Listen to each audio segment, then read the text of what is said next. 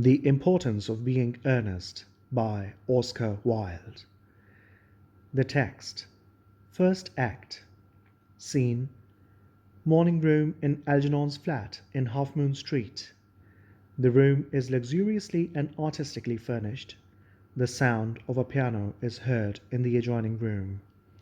Lane is arranging afternoon tea on the table, and after the music has ceased, Algernon enters. Algernon. Did you hear what I was playing, Lane? Lane. I didn't think it polite to listen, sir. Algernon. I'm sorry for that, for your sake. I don't play accurately. Anyone can play accurately, but I play with wonderful expression. As far as the piano is concerned, sentiment is my forte. I keep signs for life. Lane. Yes, sir. Algernon. And, speaking of the signs of life, have you got the cucumber sandwiches cut for Lady Bracknell? Lane. Yes, sir. Hands them on a salver. Algernon inspects them, takes two, and sits down on the sofa. Oh, by the way, Lane, I see from your book that on Thursday night, when Lord Sherman and Mr. Worthing were dining with me, 8 bottles of champagne are entered as having been consumed. Lane. Yes, sir. 8 bottles and a pint. Algernon. Why is it that at a bachelor's establishment the servants invariably drink the champagne? I ask merely for information. Lane. I attribute it to the superior quality of the wine, sir. I have often observed that in married households the champagne is rarely of a first-rate brand. Algernon. Good heavens! Is marriage so demoralizing as that? Lane. I believe it is a very pleasant state, sir. I have had very little experience of it myself up to the present. I have only been married once. That was in consequence of a misunderstanding between myself and a young person. Algernon languidly. I do not know that I am much interested in your family life, Lane. Lane. No, sir, it is not a very interesting subject. I never think of it myself. Algernon. Very natural, I'm sure. That will do, Lane. Thank you. Lane. Thank you, sir. Lane goes out. Algernon. Lane's views on marriage seem somewhat lax. Really, if the lower orders don't set us a good example, what on earth is the use of them? They seem, as a class, to have absolutely no sense of moral responsibility. And Lane. Mr. Ernest Worthing. Enter Jack. Lane goes out. Algernon. How are you, my dear Ernest? What brings you up to town? Jack. Oh, pleasure. Pleasure. What else should bring one anywhere? Eating as usual, I see, Algy. Algernon stiffly. I believe it is customary in good society to take some slight refreshment at 5 o'clock. Where have you been since last Thursday? Jack, sitting down on the sofa. In the country. Algernon. What on earth do you do there? Jack, pulling off his gloves. When one is in town, one amuses oneself. When one is in the country, one amuses other people. It is excessively boring. Algernon. And who are the people you amuse? Jack, airily. Oh, neighbours, neighbours. Algernon.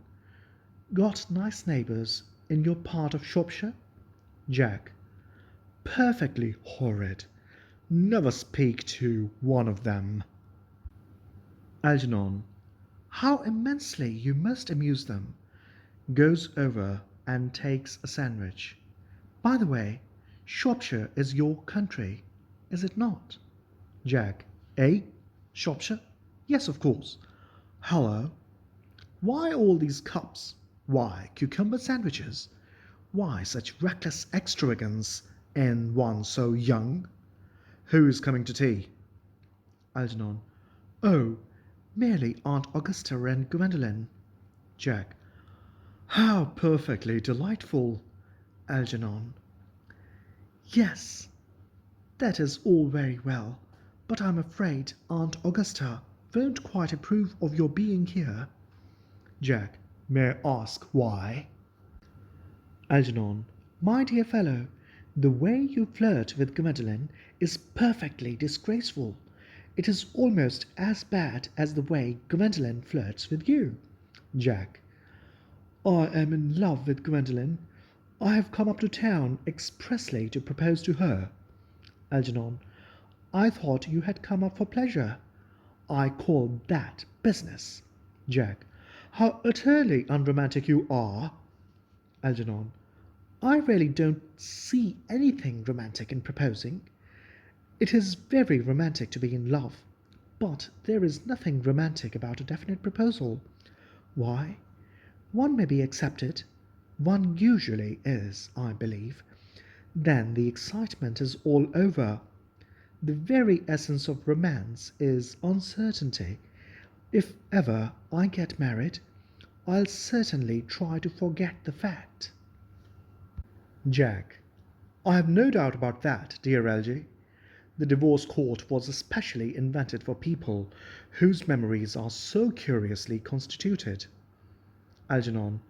Oh, there is no use speculating on that subject. Divorces are made in heaven. Jack puts out his hand to take a sandwich. Algernon at once interferes. Please don't touch the cucumber sandwiches. They are ordered specially for Aunt Augusta. Takes one and eats it. Jack. Well, you've been eating them all the time. Algernon. That is quite a different matter. She is my aunt. Takes plate from below. Have some bread and butter. The bread and butter is for Gwendolen. Gwendolen is devoted to bread and butter. Jack, advancing to table and helping himself. And very good bread and butter it is, too. Algernon. Well, my dear fellow, you need not eat as if you were going to eat at all. You behave as if you were married to her already. You're not married to her already, and I don't think you ever will be. Jack. Why on earth do you say that? Algernon. Well, in the first place, girls never marry the men they flirt with. Girls don't think it right. Jack. Oh, that is nonsense. Algernon. It isn't. It is a great truth. It accounts for the extraordinary number of bachelors that one sees all over the place. In the second place, I don't give my consent. Jack. Your consent? Algernon. My dear fellow, Gwendolen is my first cousin, and before I allow you to marry her, you will have to clear up the whole question of Cicely. Rings bell. Jack. Cicely? What on earth do you mean? What do you mean, Algy, by Cicely? I don't know anyone of the name of Cicely. Enter Lane. Algernon. Bring me that cigarette case Mr. Worthing left in the smoking room the last time he dined here. Lane. Yes, sir. Lane goes out. Jack. Do you mean to say that you have had my cigarette case all this time? I wish to goodness you had let me know. I have been writing frantic letters to Scotland Yard about it. I was very nearly offering a large reward. Algernon. Well, I wish you would offer one. I happen to be more than usually hard up. Jack. There is no good offering a larger reward now that the thing is found. Enter Lane with a cigarette case on a salver. Algernon takes it at once. Lane goes out. Algernon. I think that is rather mean of you, Ernest, I must say. Opens case and examines it. However, it makes no matter, for now that I look at the inscription inside, I find that the thing isn't yours after all. Jack. Of course it is mine. Moving to him. You have seen me with it 100 times, and you have no right whatsoever to read what is written inside. It is a very ungentlemanly thing to read a private cigarette case. Algernon. Oh, it is absurd to have a hard and fast rule about what one should read and what one shouldn't. More than half of modern culture depends on what one shouldn't read. Jack. I am quite aware of the fact, and I don't propose to discuss modern culture. It isn't the sort of thing one should talk of in private. I simply want my cigarette case back. Algernon. Yes, but this isn't your cigarette case. This cigarette case is a present from someone of the name of Cicely, and you said you didn't know anyone of that name? Jack. Well, if you want to know, Cicely happens to be my aunt. Algernon. Your aunt? Jack. Yes. Charming old lady she is, too. Lives at Tunbridge Wells. Just give it back to me, Algy. Algernon, retreating to back of sofa. But why does she call herself Little Cicely if she is your aunt and lives at Tunbridge Wells? Reading. From Little Cicely, with her fondest love. Jack, moving forward to sofa and kneeling upon it. My dear fellow, what on earth is there in that? Some aunts are tall, and some aunts are not tall. That is a matter that surely an aunt may be allowed to decide for herself. You seem to think that every aunt should be exactly like your aunt. That is absurd. For heaven's sake, give me back my cigarette case, follows Algernon round the room. Algernon. Yes, but why does your aunt call you her uncle? From Little Cicely, with her fondest love to her dear Uncle Jack.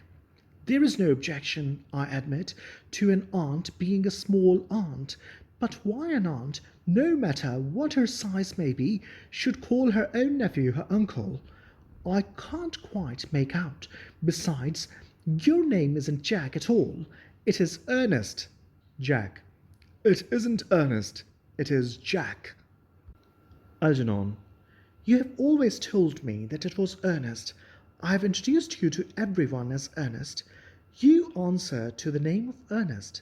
You look as if your name was Ernest. You are the most earnest-looking person I ever saw in my life. It is perfectly absurd your saying that your name isn't Ernest. It is on your cards. Here is one of them, taking it from case. Mr. Ernest Worthing, B4, the Albany.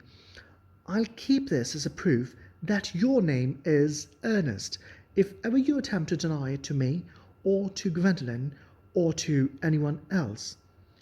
Puts the card in his pocket. Jack.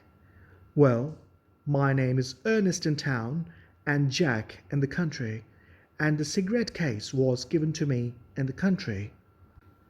Algernon. Yes, but that does not account for the fact that your small aunt Cicely, who lives at Tunbridge Wells, calls you her dear uncle. Come, old boy, you had much better have the thing out at once. Jack. My dear Algy, you talk exactly as if you were a dentist. It is very vulgar to talk like a dentist when one isn't a dentist. It produces a false impression. Algernon. Well, that is exactly what dentists always do. Now, go on. Tell me the whole thing. I may mention it that I have always suspected you of being a confirmed and secret Bunburyist, and I'm quite sure of it now. Jack. Bunburyist? What on earth do you mean by Bunburyist? Algernon. I'll reveal to you the meaning of that incomparable expression as soon as you are kind enough to inform me why you are Ernest in town and Jack in the country. Jack. Well, produce my cigarette case first. Algernon. Here it is. Hands cigarette case. Now produce your explanation, and pray make it improbable. Sits on sofa. Jack. My dear fellow, there is nothing improbable about my explanation at all. In fact, it is perfectly ordinary. Old Mr. Thomas Cardew, who adopted me when I was a little boy, made me in his will guardian to his granddaughter, Miss Cicely Cardew. Cicely, who addresses me as her uncle from motives of respect that you could not possibly appreciate, lives at my place in the country under the charge of her admirable governess, Miss Prism. Algernon. Where is that place in the country, by the way? Jack. That is nothing to you, dear boy. You're not going to be invited. I may tell you candidly that the place is not in Shropshire. Algernon. I suspected that, my dear fellow. I have Bunburyed all over Shropshire on 2 separate occasions. Now, go on. Why are you Ernest in town and Jack in the country? Jack. My dear Algy, I don't know whether you will be able to understand my real motives. You are hardly serious enough. When one is placed in the position of guardian, one has to adopt a very high moral tone on all subjects. It is one's duty to do so, and as a high moral tone can hardly be said to conduce very much to either one's health or one's happiness, in order to get up to town, I have always pretended to have a younger brother of the name of Earnest, who lives in the Albany, and gets into the most dreadful scrapes. That, my dear Algy, is the whole truth, pure and simple. Algernon. The truth is rarely pure and never simple. Modern life would be very tedious if it were either, and modern literature a complete impossibility. Jack. That wouldn't be at all a bad thing. Algernon. Literary criticism is not your forte, my dear fellow. Don't try it. You should leave that to people who haven't been at a university. They do it so well in the daily papers. What you really are is a Bunburyist. I was quite right in saying you were a Bunburyist. You are one of the most advanced Bunburyists I know. Jack. What on earth do you mean? Algernon. You have invented a very useful younger brother called Earnest, in order that you may be able to come up to town as often as you like.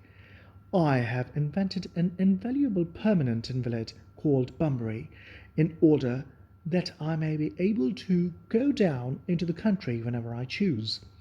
Bunbury is perfectly invaluable. If it wasn't for Bunbury's extraordinary bad health, for instance, I wouldn't be able to dine with you at Willis's tonight, for I have been rarely engaged to Aunt Augusta for more than a week. Jack. I haven't asked you to dine with me anywhere tonight. Algernon. I know. You are absurdly careless about sending out invitations. It is very foolish of you. Nothing annoys people so much as not receiving invitations. Jack. You had much better dine with your Aunt Augusta. Algernon. I haven't the smallest intention of doing anything of the kind. To begin with, I dined there on Monday, and once a week is quite enough to dine with one's own relations. In the second place, whenever I do dine there, I am always treated as a member of the family, and sent down with either no woman at all, or 2. In the third place, I know perfectly well whom she will place me next to tonight. She will place me next to Mary Farker, who always flirts with her own husband across the dinner table. That is not very pleasant. Indeed, it is not even decent, and that sort of thing is enormously on the increase. The amount of women in London who flirt with their own husbands is perfectly scandalous. It looks so bad. It is simply washing one's clean linen in public. Besides, now that I know you to be a confirmed Bunburyist, I naturally want to talk to you about Bunburying. I want to tell you the rules. Jack. I'm not a Bunburyist at all. If Gwendolen accepts me, I'm going to kill my brother. Indeed, I think I'll kill him in any case. Cicely is a little too much interested in him. It is rather a bore. So I'm going to get rid of Ernest, and I strongly advise you to do the same with with your invalid friend who has the absurd name. Algernon, nothing will induce me to part with Bunbury, and if you ever get married, which seems to me extremely problematic, you will be glad to know Bunbury. A man who marries without knowing Bunbury has a very tedious time of it. Jack, that is nonsense. If I marry a charming girl like Gwendolen, and she is the only girl I ever saw in my life that I would marry, I certainly won't want to know Bunbury. Algernon, then your wife will. You don't seem to realize that in married life 3 is company and 2 is none. Jack, sententiously, that, my dear young friend, is the theory that the corrupt French drama has been propounding for the last 50 years. Algernon, yes, and that the happy English home has proved in half the time.